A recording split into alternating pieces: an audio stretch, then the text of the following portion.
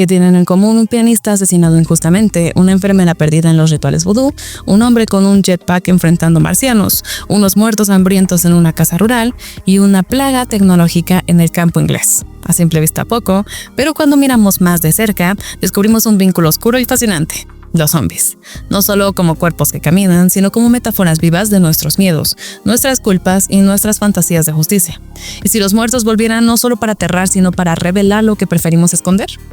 Desde la inquietante calma de los años 30 hasta la vertiginosa apuesta de la segunda década de este milenio, el cine ha moldeado a los zombies según la ansiedad de cada época. Pero, ¿de qué hablan realmente estas películas? ¿De monstruos sin alma o de sociedades descompuestas? ¿De lo sobrenatural o de lo profundamente humano? Yo soy Gigi y te invito a recorrer las mejores películas de zombies por década.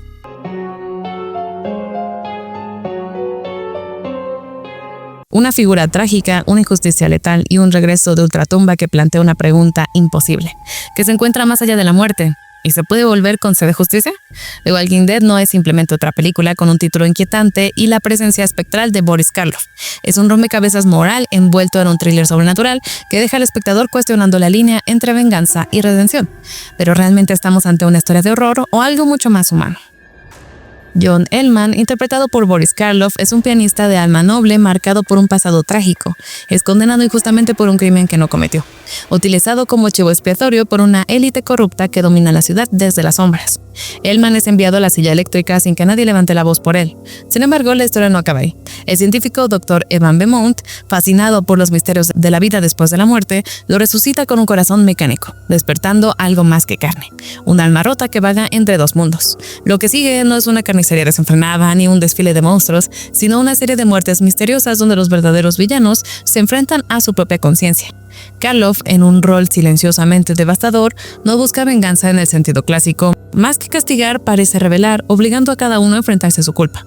El horror aquí no viene de garras ni colmillos, sino de la justicia ineludible que arrastra a los culpables hacia su destino. The Walking Dead ofrece algo raro para nuestros tiempos, una película de terror que no necesita gritos para provocar escalofríos. Michael Curtiz dirige con sutileza y ritmo preciso, entregando una historia que combina el suspenso psicológico con el drama moral. Karloff brilla con una interpretación conmovedora, demostrando que su talento va más allá del maquillaje del monstruo. Aquí es vulnerable, melancólico y profundamente humano. Verlo enfrentarse al mundo que lo traicionó con una calma que hiela la sangre es una experiencia que trasciende su época. Y aunque el romance incluido puede parecer olvidable, el verdadero corazón de la película late en el pecho revivido de Ellman. Si eres fan del cine clásico, del thriller con alma o simplemente quieres descubrir a Karloff en una de sus interpretaciones más completas, The Walking Dead es una joya que merece ser vista. I Walk with a Zombie no empieza con un chillido ni termina con un sobresalto. En cambio, se desliza lentamente en la mente del espectador como una niebla espesa, envolvente e inquietante. Desde su primer plano hasta su última sombra, la película sugiere más de lo que muestra, y en esa sugerencia se echa su verdadero poder. Pero, ¿es esta realmente una historia de muertos vivientes o de vivos atrapados en sus propias cadenas invisibles? Esa ambigüedad es la que convierte a esta breve joya en algo tan fascinante como perturbador. La historia sigue a Betsy Connell, una enfermera canadiense que viaja a la isla caribeña desde Saint Sebastian para cuidar a Jessica Holland, la esposa catatónica de un plantador atormentado. Lo que comienza como una misión médica se transforma pronto en una experiencia alucinada, donde ciencia y superstición se enfrentan y entrelazan. Betsy intenta curar a Jessica con tratamientos modernos, pero cuando estos fracasan recurre a los rituales vudú de la isla, solo para descubrir que la enfermedad de su paciente puede tener raíces más profundas que una simple fiebre tropical. La familia Holland está desgarrada por viejas culpas y deseos prohibidos, y bajo la superficie tropical se agita una historia trágica de pasión, traición y redención. Lo que parece una trama simple se convierte en un drama cargado de simbolismo y ecos coloniales, donde incluso los muertos pueden ser manipulados por los vivos. I Walk with a Zombie es una de esas raras películas que trascienden su género para convertirse en una experiencia hipnótica. Su tratamiento del vudú es sorprendentemente respetuoso para su época, y el conflicto entre ciencia y fe, razón y mito resuena con fuerza incluso en el presente. El director Jack Storno y el productor Val Newton crean una atmósfera de ensueño melancólico donde las luces y sombras reflejan los rincones más oscuros del alma humana. No hay gritos ni efectos especiales ruidosos. El miedo aquí es más íntimo, más psicológico, más duradero. Y ese es su gran logro. Porque al final, I Walk with a Zombie no te deja temblando, te deja pensando. ¿Qué pasaría si el destino de la Tierra no estuviera en manos de gobiernos ni científicos, sino de un hombre con casco brillante, propulsado por un traje volador, persiguiendo villanos interplanetarios entre acantilados y cuevas submarinas? Zombies of the Stratosphere, con su mezcla fachatada de ciencia ficción reto y acción a raudales, lanza al espectador directamente a un torbellino de rayos atómicos, traición y conspiraciones cósmicas. Pero entre explosiones recicladas y persecuciones vertiginosas, surge una pregunta insólita. ¿Puede una serie de bajo presupuesto realmente hacernos contener el aliento hasta el último segundo? Larry Martin, el héroe inquebrantable de la patrulla interplanetaria, descubre que una amenaza marciana ha llegado a la Tierra con un plan demencial: intercambiar las órbitas de la Tierra y Marte usando bombas de hidrógeno. Su propósito no es conquistar, sino sobrevivir. El distante Marte se está muriendo y solo un cambio de órbita lo salvaría. Marex, el líder marciano, cuenta con la ayuda de un científico humano corrompido, el Dr. Harding, y dos matones de medio pelo, Rod y Shane, quienes se suman a la cruzada interplanetaria por codicia. Desde una base secreta accesible solo bajo el agua, los invasores preparan su bomba mientras Larry, acompañado por sus camaradas Bob y Sue, intenta frustrarlos. En una carrera contra el tiempo, el héroe debe sortear traiciones, enfrentamientos con un robot letal y choques de rayos hasta llegar al clímax, desactivar la bomba atómica segundos antes de la catástrofe. Entonces, ¿por qué ver una serie de 1952 con efectos especiales caseros, personajes rígidos y un uso casi abusivo de imágenes de archivo? Precisamente por eso, Zombies of the Stratosphere es un viaje encantador al corazón de la serie B. Pura aventura sin pretensiones, con una narrativa que no te da tregua, un ritmo tan frenético como ingenuo y una creatividad desbordante para reutilizar material viejo como si fuera nuevo. Además, como cereza del pastel retrofuturista, ofrece una aparición temprana de Leonard Nimoy. Sí, el mismísimo Spock, como un silencioso zombie marciano. La serie es más que un simple entretenimiento pulp. Es una cápsula del tiempo que captura la emoción infantil de imaginar que un solo hombre volador puede salvar al mundo. Algo se mueve, pero entre las sombras, pero no grita, no corre, no advierte. Solo avanza, torpe e inexorable, con una mirada vacía que hiela la sangre. ¿Qué harías si el mundo se derrumbara a tu alrededor y los muertos regresaran con hambre en los ojos? Night of the Living Dead, el debut de George A. Romero, no responde de inmediato. En lugar de eso, nos lanza a una pesadilla sin brújula, con personajes tan vulnerables como nosotros, y deja que la tensión burbujee en una olla que no para de calentarse. ¿De dónde vienen estos muertos vivientes? ¿Qué posibilidades tiene alguien común contra lo imposible? La película arranca sin advertencias en un cementerio rural donde Barbara y su hermano Johnny visitan la tumba de su padre. La calma dura poco. Un extraño de piel pálida y traje raído ataca, matando a Johnny y forzando a Barbara a huir hasta una casa cercana. Allí se encontrará con Ben, un hombre que rápidamente toma control de la situación, fortificando la casa ante el creciente asedio de lo que pronto descubrimos son cadáveres reanimados, aunque la palabra zombie nunca se pronuncia. Mientras Barbara cae en un estado casi catatónico, Ben se enfrenta no solo a los monstruos del exterior, sino también al caos interno, cuando se revela que otras personas se esconden en el sótano, sumando tensiones a un ambiente ya al borde del colapso. Entre decisiones desesperadas, ataques de los zombies, traiciones y muertes inevitables, la historia evoluciona en un crescendo de desesperanza. La lucha contra lo inexplicable y la desconfianza mutua desgastan tanto como el asedio mismo. La atmósfera se vuelve cada vez más irrespirable hasta culminar en un final abrupto y brutal, donde la línea entre monstruo y humano se borra con un disparo seco. Night of the Living Dead, aún en nuestras épocas, sigue siendo espeluznantemente relevante. Con su bajo presupuesto y estética cruda en blanco y negro, Romero consigue una autenticidad incómoda, como si estuviéramos viendo un noticiero de una catástrofe real. La película no necesita efectos espectaculares. Su error reside en lo cotidiano, que se vuelve inexplicablemente letal. Además, la elección de Duane Jones, un actor afroamericano, como protagonista, fue revolucionaria para su época y añade una capa política sutil pero poderosa. Night of the Living Dead no es solo una historia de terror. Es una cápsula del tiempo que refleja los miedos sociales y culturales de los años 60, desde la desconfianza institucional hasta el colapso de la convivencia civilizada, y aún así es tan efectiva como siempre. Tensa, sucia, triste, sin redención fácil. Como los muertos que no descansan, esta película nunca deja de moverse. A veces las carreteras más tranquilas ocultan los paisajes más desquiciados. Un viaje rutinario a Lake District se convierte en una pesadilla empapada de sangre, ecos guturales y ciencia malentendida. Todo comienza con una simple colisión entre dos extraños, pero lo que sigue no puede explicarse por lógica ni por ley.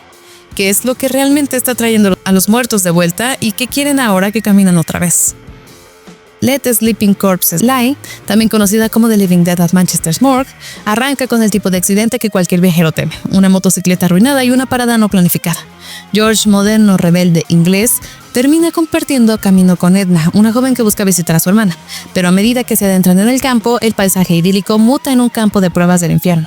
En una granja cercana, el Ministerio de Agricultura está utilizando un extraño dispositivo de radiación ultrasónica para controlar plagas y, en paralelo, un vagabundo muerto regresa para atacar a él.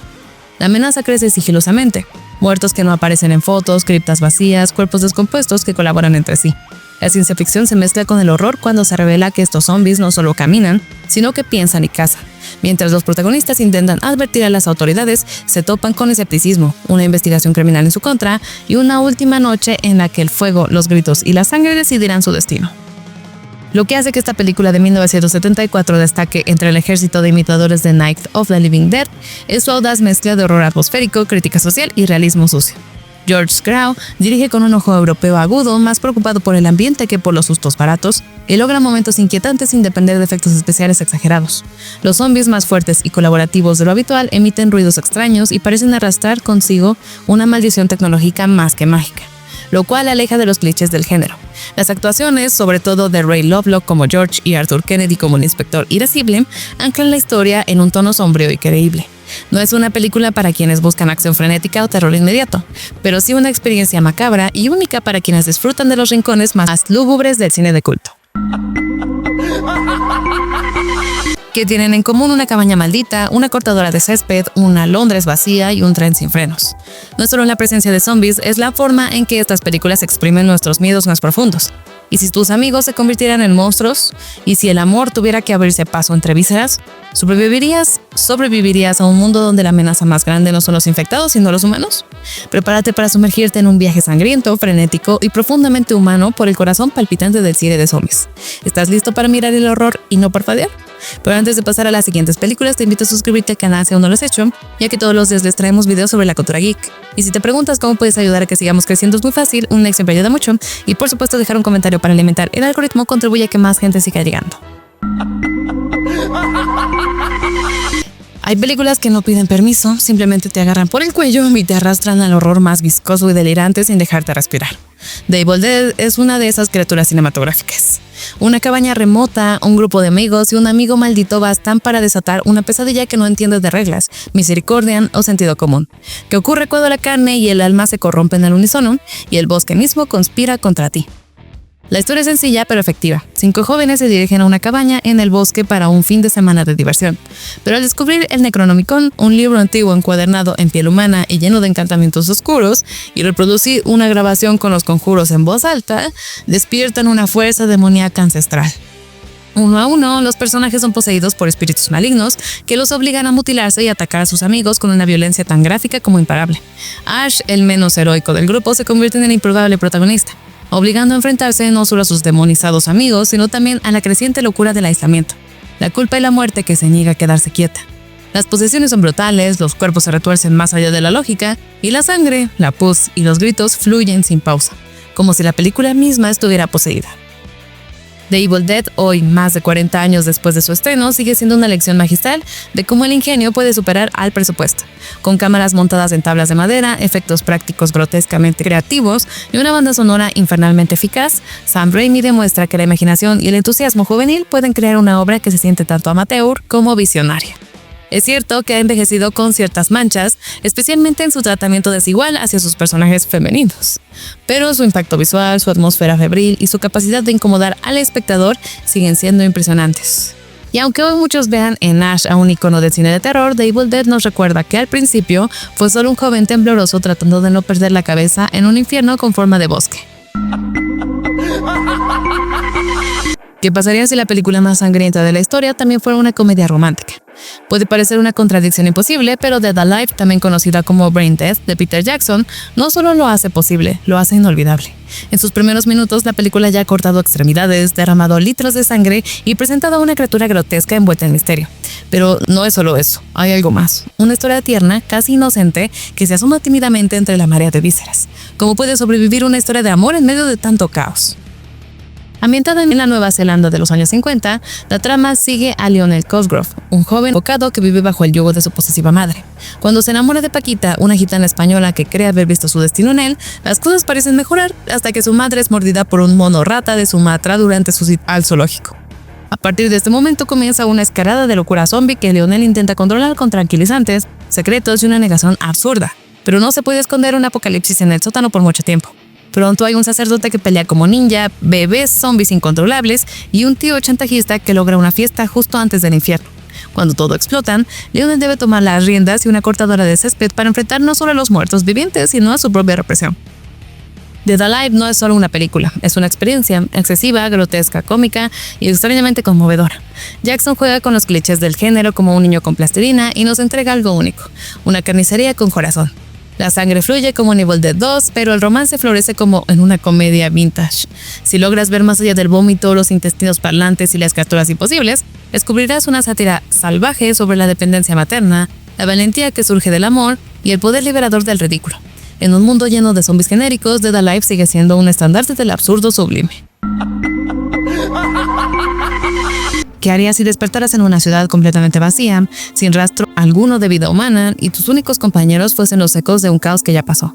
Esta es solo la primera de muchas preguntas inquietantes que plantea 28 Days Later, una historia que arranca en silencio pero que pronto se convierte en una carrera brutal por la supervivencia. No es una película de zombies al uso, ni una fantasía apocalíptica convencional. Es una pesadilla que se despliega con una crudeza inesperada.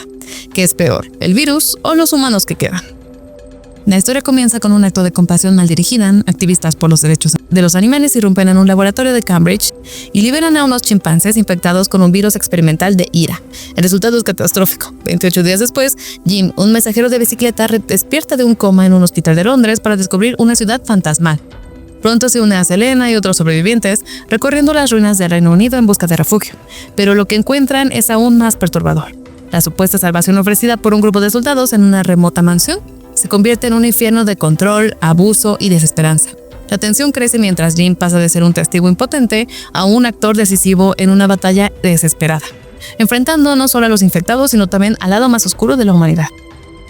Ver 28 días después no es solo asistir a un apocalipsis, es dejarse arrastrar por una propuesta visual áspera y urgente, que Danny Boyle filma con una crudeza documental que hace que todo se sienta demasiado real. A diferencia de otras películas del género, esta obra no se apoya en efectos grandilocuentes, sino en personajes complejos y decisiones morales incómodas. El virus es rápido, letal y absolutamente implacable, pero lo que más duele es descubrir que la verdadera amenaza no es siempre la que tiene los ojos inyectados en sangre.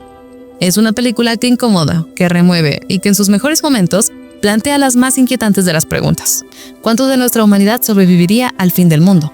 Si alguna vez te has preguntado qué tan delgada es la línea entre civilización y barbarie, 28 días después te lo muestra sin concesiones. A veces los peores monstruos no son los que quieren comerse tu cerebro, sino los que se sientan tranquilamente a tu lado, mirando su teléfono, fingiendo que el mundo no se desmorona a su alrededor. Tren a Busan, dirigida por Jung Sang-ho, no es solo otra película de zombies, es una experiencia eléctrica encerrada en los estrechos pasillos de un tren a toda velocidad que no tiene freno ni piedad. Pero en medio de la sangre, los gritos y las puertas cerradas con desesperación, la pregunta que realmente acecha entre las sombras es esta: ¿hasta dónde puede llegar una persona por proteger a quien ama, cuando todo lo demás ya está perdido? La historia comienza con Sok-woo, un padre divorciado y adicto al trabajo que apenas recuerda cómo conectar con su hija Suan. Su intento torpe de enmendar su ausencia lo lleva a abordar el KTX rumbo a Busan, un viaje aparentemente rutinario que pronto se convierte en una carrera desesperada por la supervivencia. A bordo, un brote infeccioso se desata con brutalidad. Una mujer herida sube al tren justo antes de partir y poco después todo el convoy se convierte en un campo cerrado de batalla entre humanos y una horda de zombies rabiosos. Cada vagón representa una etapa del infierno, los infectados multiplicándose en segundos, los vivos tomando decisiones viscerales entre sacrificio y egoísmo, desde los heroicos esfuerzos del rudo pero noble San Juan hasta la cobardía despiadada del ejecutivo Jong-suk. El trayecto revela tanto las miserias como las grandezas del espíritu humano. Las estaciones, lejos de ser refugios, son trampas de muerte y la esperanza se va filtrando por rendijas cada vez más estrechas. A medida que el tren avanza, la infección no solo carcome cuerpos, desnuda almas. Lo que hace que Train to Busan sobresalga entre las películas de zombies es su perfecto equilibrio entre acción palpitante y carga emocional. No se trata solo de sobrevivir, se trata de redención, de aprender a mirar más allá de uno mismo en medio del caos. Sok-woo inicia como un hombre egoísta que cree que en tiempos oscuros lo correcto es salvarse uno mismo, pero a lo largo del viaje y gracias a los sacrificios que presencia y realiza, va redescubriendo lo que significa ser humano. Jung Sang-ho dirige con pulso firme y sin dar respiro, pero siempre reservando espacio para la compasión. El resultado es una obra feroz y conmovedora que no solo pone los pelos de punta, sino que también deja una huella en el corazón. Si alguna vez pensaste que el cine de zombies no podía hacerte llorar, Tren a Busan está aquí para probar que estabas equivocado. Muchas gracias por haber visto el video y no se te olvide compartir en los comentarios cuáles son tus películas favoritas sobre zombies. Yo soy Gigi y esto es Tierra 1.